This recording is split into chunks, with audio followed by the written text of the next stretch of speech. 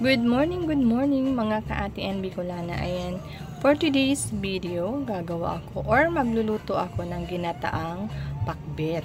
At ito yung mga halo natin, yung natirang alimasag kagabi at mga hipon.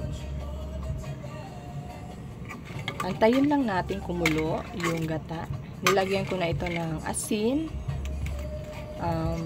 konting seasoning para sa pampalasa.